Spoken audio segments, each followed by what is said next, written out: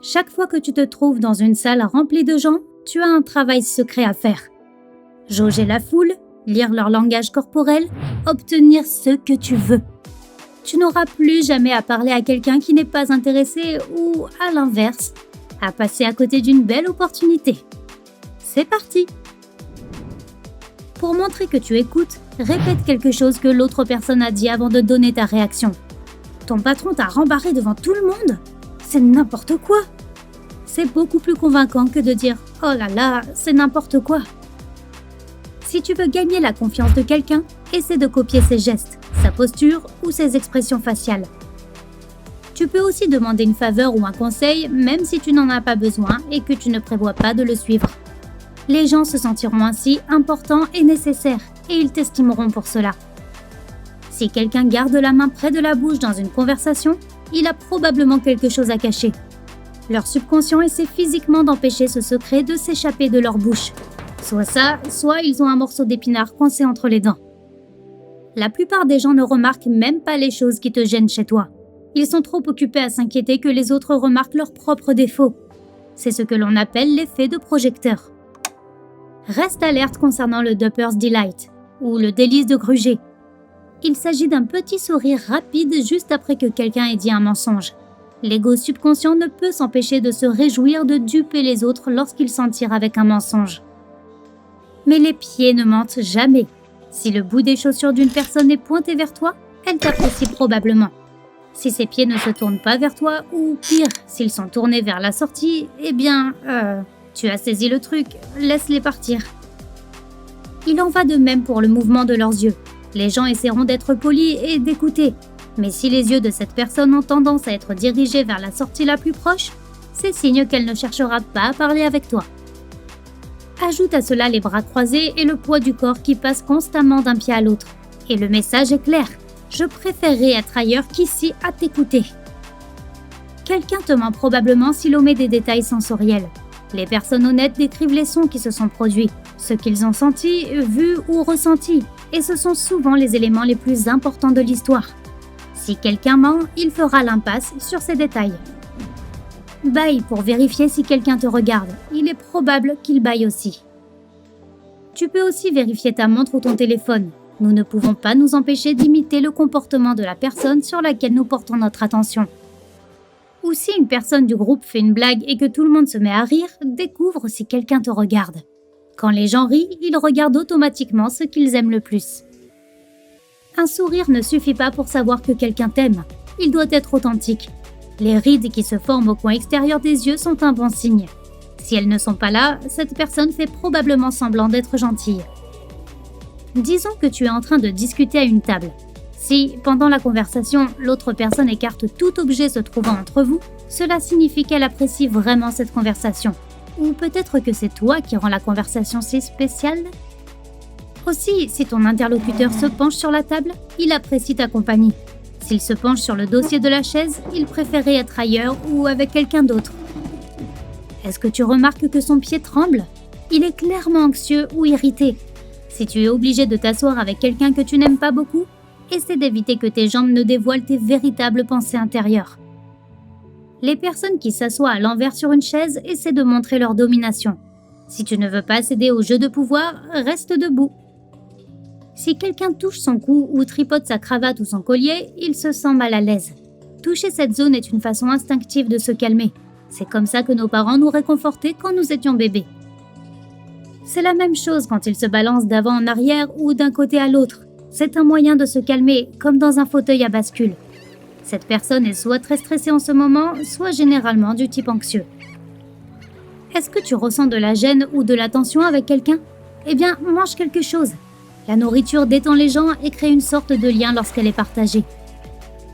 Évite la gêne et le fait de manquer de trucs à dire en posant des questions. Les avantages, cela montre que tu sais écouter et cela permet à l'autre personne de continuer à parler d'elle-même. Les gens aiment ça. Si ton interlocuteur ne te pose pas beaucoup de questions en retour, c'est le signe qu'il ne se soucie pas de toi et de ce que tu as à dire. Nous avons aussi tendance à aimer les mêmes sujets. Pour ton prochain premier encart ou ta prochaine sortie, parle de tes animaux, de tes études, tes films préférés. ton boulot et tes loisirs. Ne parle pas du temps qu'il fait, c'est un moment gênant et il est évident qu'en faisant ça, tu cherches désespérément à combler le silence. Mais n'aie pas trop peur du silence non plus. Parfois, toi ou l'autre personne avait besoin de temps pour rassembler vos pensées. Ne précipite pas les choses. Cependant, si tu poses une question à quelqu'un et que tu as l'impression qu'il ne te raconte pas toute l'histoire, garde un contact visuel agréable et prolongé avec lui et reste silencieux. Il finira par tout dire. Oublie le resto et les conversations banales quand tu sors avec quelqu'un pour la première fois. Emmène-les dans un parc d'attractions ou faire de l'escalade. Les gens se lient beaucoup plus facilement lors d'activités qui font monter l'adrénaline comme celle-ci. Appelle quelqu'un par son prénom assez souvent. Tout le monde aime ça parce que ça satisfait l'ego. Cela t'aide aussi à ne pas oublier son prénom. Enlever des peluches imaginaires d'un pull est un geste d'évitement. Quelqu'un n'est pas content de ce que tu lui dis, mais il ne le dira pas directement parce qu'il a peur de t'offenser. Tout le monde te dit de ne pas te voûter parce que cela montre que tu n'as pas l'air confiant et blablabla. Mais voici pourquoi. Quand tu te voûtes, tu essaies instinctivement de prendre moins de place et tu invites les autres à en prendre davantage et tu t'effaces. Mais tu mérites d'être entendu et respecté. La confiance, ce n'est pas seulement porter la tête haute et les épaules en arrière. Fais également attention à ton intonation. Si elle s'élève sur la fin, comme dans les questions, les gens ne prendront pas tes opinions ou tes offres au sérieux. Les pupilles dilatées peuvent signifier plusieurs choses. Intérêt, romantique ou non, mensonge ou une tentative honnête de se souvenir de quelque chose. C'est pourquoi tu dois utiliser plusieurs de ces conseils collectivement pour avoir une vue d'ensemble. As-tu déjà parlé à quelqu'un qui ferme beaucoup les yeux quand il parle? Cela te semble bizarre parce que ton instinct capte le message qu'il renvoie. Il préfère ne pas te parler. Quand il ferme les yeux, tu disparais momentanément. Fais attention aux sourcils d'une personne pour savoir ce qu'elle pense de toi. S'ils prennent une forme marquée, c'est un signe d'intérêt. Si leurs sourcils sont rapprochés et que tu peux voir des rides verticales entre eux, fais attention. Cette personne ne gobe pas ce que tu racontes. Regarde aussi leurs lèvres. Quand nous sommes en présence de personnes que nous aimons, le sang s'écoule vers les lèvres de sorte qu'elles semblent plus pleines. Tu sembles plus attirant aux yeux des autres quand tu fais de petites erreurs. La maladresse peut être adorable. Évite d'utiliser des phrases comme « je crois » ou « je pense ». Cela rendra tes propos plus convaincants. Mais « j'ai décidé de blablabla » peut être un bon signe. Cela montre que quelqu'un a réfléchi davantage à ses actions. Si tu es nerveux lors des interactions sociales, mâche un chewing-gum. Le chewing-gum donne l'impression d'être impliqué et il incite ton cerveau à se sentir à l'aise. Par contre, évite de mâcher comme une vache. Je dis ça, je dis rien. Dans une poignée de main, une paume tournée vers le haut signifie un type humble et une paume tournée vers le bas, un type dominant. C'est à toi de décider la manière dont tu veux être perçu. Si l'autre personne met sa main sur son avant-bras ou sur une autre main, c'est un comportement d'auto-apaisement. Soit elle est mal à l'aise avec le sujet, soit elle ment. Un pied levé peut signifier la même chose. La tension dans leur corps leur a fait soulever le pied. Ne confonds pas un manque de contact visuel avec un mensonge. Certaines personnes n'ont tout simplement pas la confiance en soi nécessaire pour regarder quelqu'un dans les yeux. Et maintenant, une astuce pour ce type de personnes. Si tu te sens un peu mal à l'aise au moment de maintenir un contact visuel avec quelqu'un, regarde l'espace entre ses yeux. Nous copions le comportement et les expressions faciales des personnes que nous aimons. C'est intuitif. Si l'autre personne ne semble pas répondre à tes sourcils arqués, à ton sourire ou à ton signe de tête, alors elle n'est pas intéressée. Si quelqu'un fait une blague à tes dépens, mets-le mal à l'aise en lui demandant d'expliquer ce qui est drôle. Ton pote mord les branches de ses lunettes? Il doit être inquiet au sujet de quelque chose. Mieux vaut aller lui remonter le moral.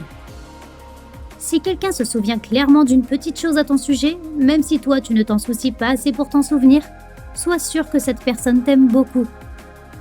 Si tu veux quelque chose de quelqu'un, donne-lui l'illusion d'avoir le choix.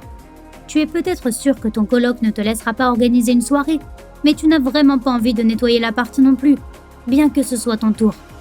Demande d'abord pour la soirée, puis le jour sans faire le ménage.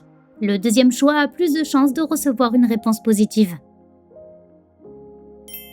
Si tu as appris quelque chose de nouveau aujourd'hui, alors mets un like à cette vidéo et partage-la avec un ami. Et voici d'autres vidéos que tu devrais apprécier. Il te suffit de cliquer à gauche ou à droite et de rester du côté sympa de la vie.